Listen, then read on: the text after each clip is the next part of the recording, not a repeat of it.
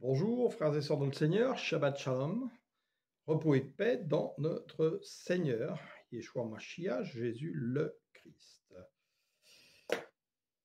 Le Saint-Esprit m'a mis à cœur aujourd'hui, et j'en discutais avec beaucoup d'intelligence hier, avec deux frères en assemblée de maison, qui enseignent également, et qui sont, on l'entend tout de suite quand ils parlent, très sensibles au Saint-Esprit.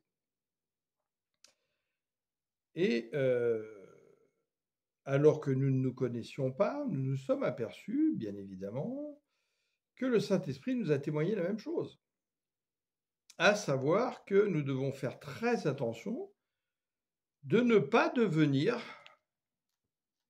des adorateurs de l'Écriture, comme les pharisiens l'étaient, c'est-à-dire des religieux, où Jésus leur dit, vous sondez les Écritures croyant avoir en elles la vie éternelle, pourtant elles rendent témoignage de moi. Elles rendent témoignage de moi. Et depuis que Jésus est venu, qu'il est monté à la droite du Père, que nous a-t-il dit? Qu'il nous enverrait le Saint-Esprit, qu'il était avantageux qu'il s'en aille, sinon il ne pourrait pas envoyer le Consolateur, le Saint-Esprit, qui nous conduirait dans toute la vérité, qui rendrait témoignage de lui et nous communiquerait tout ce qui appartient à Jésus. Donc quand on lit cela, faut-il encore non pas le lire bêtement comme on pourrait lire n'importe quel livre, mais être en communion avec l'Esprit qui va nous rendre témoignage si ce qu'on lit est bien une écriture inspirée de Dieu par le Saint-Esprit, ou une écriture qui a été écrite par le côté charnel de l'homme qui a écrit, par ses habitudes, ses traditions auxquelles il a été confronté depuis la naissance. Et là, on s'aperçoit particulièrement dans les écrits de Paul qu'il y a des choses merveilleuses inspirées du Saint-Esprit et des choses où Paul parle de lui-même, par son passé pharisien, son passé religieux, son passé dans une société misogyne, etc., etc.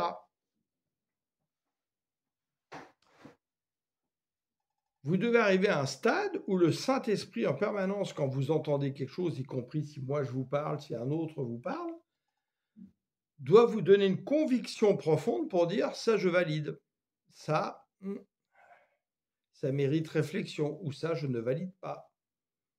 C'est le Saint-Esprit qui doit être notre conducteur avant toute chose. Quand Jésus établit des hommes pour, nous aider chacun les autres, pour s'édifier les uns les autres, c'est parce qu'il sait justement que nous allons parfois certains être plus faibles dans la foi, plus faibles dans la connaissance, parce que nous n'avons pas la même soif, la même faim. Peu importe, nous nous aidons à grandir dans notre devenir en Christ. Mais attention, parce que nous vivons aussi dans le monde, nous avons la chair en nous et notre âme qui influent, et donc nous devons faire attention. Alors on va prendre par exemple deux petits exemples. Donc en particulier, justement, c'est flagrant, où Paul vient parler à Timothée, dont on dit sans arrêt que, comme il a dit à Timothée, c'est mon enfant, donc on a des pères spirituels. Mais il n'est nulle part marqué dans la Bible père spirituel. Quand il a dit ça, il le considérait comme un enfant parce que justement, là, il a enfanté les douleurs de l'enfantement à travers le fait qu'il a fait naître des gens, les aider à naître de nouveau, mais selon le vœu de Jésus. Donc, par exemple, il y a plein d'autres choses. Quand il dit « soyez mes imitateurs », non. On n'a pas imité Paul. C'est Jésus qu'on doit imiter. C'est un orgueil tout humain de parler comme ça. Donc 2 Timothée 3,16. Toute écriture est inspirée de Dieu, écoutez bien, et utile pour enseigner, pour convaincre, pour corriger, pour instruire dans la justice, afin que l'homme de Dieu soit accompli et propre à toutes bonnes œuvres. Ça, c'est la version Louis II. Malheureusement, et je dis malheureusement, la Bible la plus lue parce que ce n'est pas forcément la plus claire, et en plus, il y a de nombreuses erreurs de traduction dedans, même s'il y a des choses très bien. On va les lire dans la Bible Summer.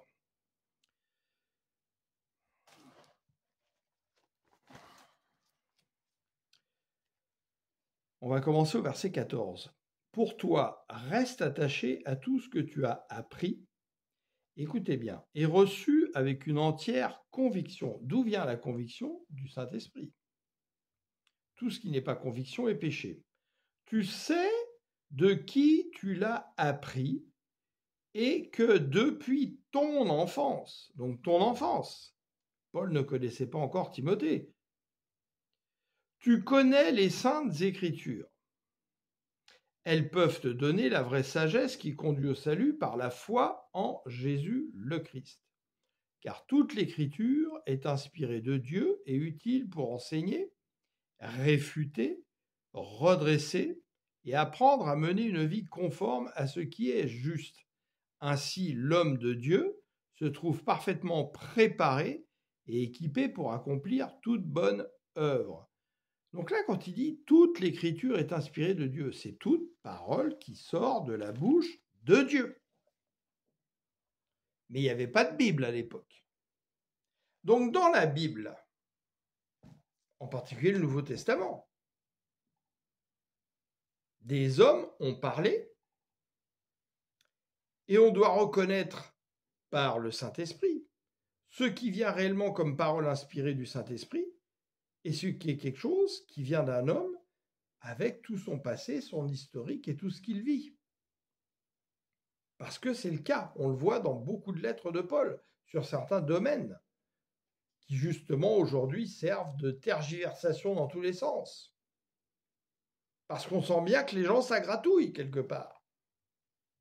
Il y a plein d'exemples. Mais vous remarquerez que, par exemple, on va prendre un autre exemple. 1 Timothée 3. On a établi, dans la première, ce que j'appelle l'Église des hommes, Église catholique qui a été établie par Constantin et le Conseil de Nicée, qui a décidé d'ailleurs lui-même ce qu'on allait mettre dans la Bible, certaines bases religieuses qui ne sont pas bibliques. Et qu'est-ce qui est marqué dedans donc? 2 Timothée 3. Celui qui aspire à être un dirigeant dans Louis II, c'est à être évêque. C'est un mot grec. Et aujourd'hui, on a fait des évêques, des bishops, des archibishops et tout ce qu'on veut. Dans l'Église, désire une belle tâche, donc un dirigeant. Alors, je vous rappelle que celui qui nous dirige, qui vous dirige? C'est un maître. Et qui est votre maître? Jésus. Donc déjà, le mot peut-être tout frère qui vous enseigne serait déjà peut-être plus juste. Cette parole est certaine. Il faut toutefois que le dirigeant soit un homme irréprochable. Ça, c'est normal et c'est logique. Mais on sait pourtant qu'il aura des faiblesses parce que c'est un homme. Mari fidèle à sa femme, faisant preuve de modération, réfléchi et vivant de façon convenable. Alléluia, amen. Qu'il soit hospitalier, amen, et capable d'enseigner, amen, alléluia. Il ne doit pas être un buveur. Alors quand on parle d'être un buveur, c'est quelqu'un qui saoule. Hein. C'est pas quelqu'un qui boit un verre de vin, parce que Jésus sinon était un buveur et un soulard. C'est ce qu'il dit, mais c'est pas le cas. Ni querelleur, donc quelqu'un qui va chercher des noises sans arrêt pour des choses idiotes, mais au contraire aimable, pacifique et désintéressé. Ouh, ça gratte aujourd'hui à les églises des hommes. Hein. Qu'il dirige bien sa famille et maintienne ses enfants dans l'obéissance en toute dignité. Car comme un homme qui ne dirige pas bien sa famille, serait-il qualifié pour prendre soin de l'Église de Dieu? Que ce ne soit pas un converti de fraîche date, de peur qu'il se laisse aveugler par l'orgueil et tombe sous la même condamnation que le diable. Pourtant, on voit malheureusement que dans les assemblées aujourd'hui, beaucoup d'hommes les plus orgueilleux sont des gens qui sont un passé très très loin dans l'Église. Et que veut dire de fraîche date? Jésus a formé des apôtres en 3 ans, qui étaient bien supérieurs à la plupart d'entre nous aujourd'hui. Et le ministère de Jésus a été de 3 ans. Si on écoute le Saint-Esprit peut vous faire grandir très très vite dans votre connaissance. Donc, en fait, l'Église catholique s'est basée là-dessus, par exemple, pour mettre des titres, des positions dans l'Église, et où les gens se glorifient dans les titres. Mais l'Assemblée de Jésus, c'est pas ça. Nous n'entendons absolument pas ça dans la bouche de Jean dans les Épîtres, ni dans la bouche de Pierre. Pas du tout. Pas du tout. Donc, pourquoi je vous dis tout ça? Pour vous inciter vraiment à écouter davantage la voix du Saint-Esprit. Quand vous lisez votre Bible, de demander au Saint-Esprit de vous éclairer ce qui est derrière la parole et de vous valider ce qui vient réellement de la volonté de Dieu et ce qui n'en vient pas. Parce que des hommes sont passés là-dedans. Une fois, j'avais vu une vision avec Jésus où il me parle de versets, justement, qui étaient dans Luc, où le malin s'était immiscé dans la parole de Luc. Et je lui dis, mais Seigneur, comment est-ce possible? Et il m'a dit, mais ce n'est qu'un homme. Sous-entendu, si tu écoutes mon Saint-Esprit, lui te dira ce qui vient de moi et ce qui ne vient pas de moi. Mais si nous adorons ça en considérant que tout ça, obligatoirement, c'est Dieu qui l'a écrit, etc. Et là, je parle particulièrement dans les épîtres. Je parle bien évidemment pas des paroles de Jésus, où l'avantage dans Louis II, elles sont soulignées en rouge pour qu'on voit vraiment ce que Jésus a dit de sa bouche. Ça peut être dangereux. Et alors, si en plus, là, nous mettons toute notre confiance dans des hommes de Dieu, quels qu'ils soient, et je m'inclus là-dedans, sans demander au Saint-Esprit de nous valider ce que nous avons entendu, parce que c'est le seul qui valide avec certitude que c'est inspiré de lui. Nous sommes en grand danger.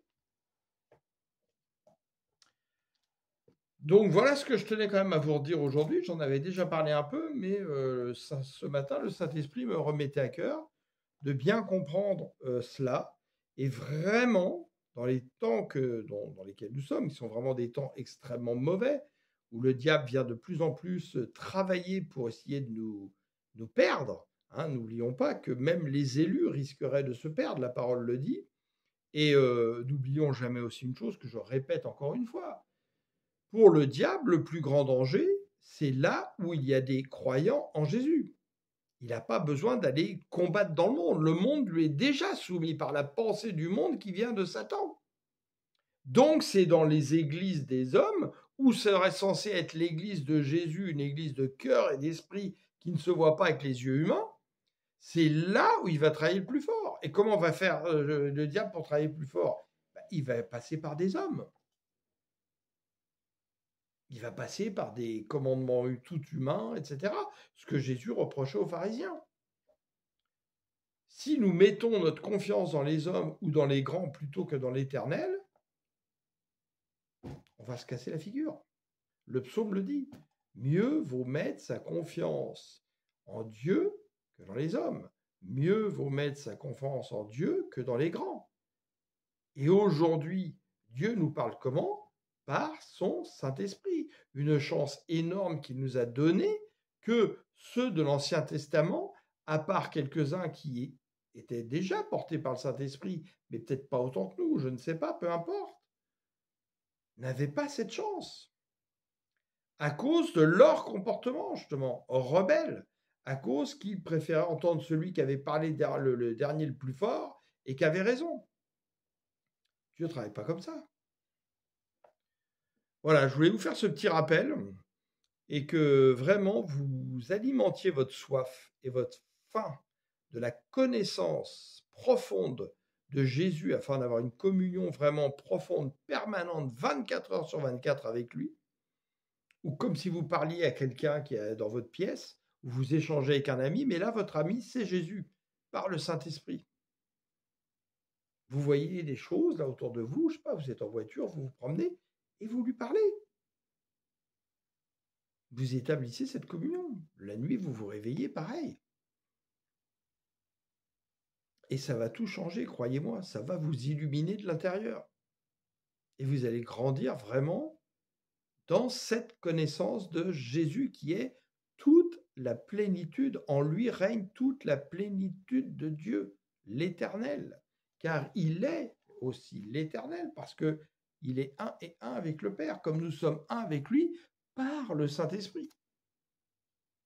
Mais nous ne sommes pas avec lui par des hommes ou par d'autres hommes. C'est pas eux qui doivent nous inspirer des choses. Nous, on rend témoignage de quelque chose que le Saint-Esprit nous a donné pour aider à l'édification du corps du Christ. Mais c'est le Saint-Esprit qui doit vous valider ça. Ne prenez pas pour argent comptant ce que je dis ou que tout autre peut me dire. Le Saint-Esprit doit vous valider ce que vous avez entendu, comme un sceau, un cachet. C'est très important. Sinon, nous partons à tout vent de doctrine, ce qui s'est passé malheureusement dès la fin du 1er siècle. Parce que Satan a travaillé justement pour tout faire pour qu'on ne grandisse pas dans notre devenir en Jésus. Et parce qu'il sait très bien que nous allons être beaucoup plus attachés aux choses du monde qu'aux choses d'en haut. Donc prenons garde à nous, disposons notre cœur pour le Seigneur et vraiment demandons-lui de l'aide pour qu'il justement vienne renverser par son Saint-Esprit nos forteresses de certitude, tous les faux raisonnements, etc. Et qu'il nous donne, je dirais, un cœur qui est soif, qui est faim de la sagesse, de l'intelligence divine dans la connaissance de Jésus. Gloire à Dieu, nous te rendons grâce, Père Tout-Puissant, éternel, pour tous tes bienfaits, toute ta bonté, tout ton amour. Nous te remercions, Jésus, d'avoir accepté de boire toute cette coupe à la croix pour nous. Nous te remercions pour ta grâce et nous te remercions surtout infiniment de nous avoir envoyé le Saint-Esprit. Donne-nous à cœur, Seigneur, d'être vraiment à l'écoute du Saint-Esprit. Oh oui, Seigneur, et viens par ton Saint-Esprit nous éclairer, nous reprendre, nous corriger, mettre en lumière ta parole avec la profondeur de ce qui se trouve dans ta parole, pour qu'elle pénètre justement notre cœur, notre esprit, notre corps, notre âme, qu'elle change nos habitudes. Amen. Gloire à Dieu, gloire à Jésus. L'agneau immolé, il est digne de gloire et de régner. Alléluia. Belle journée dans le Seigneur.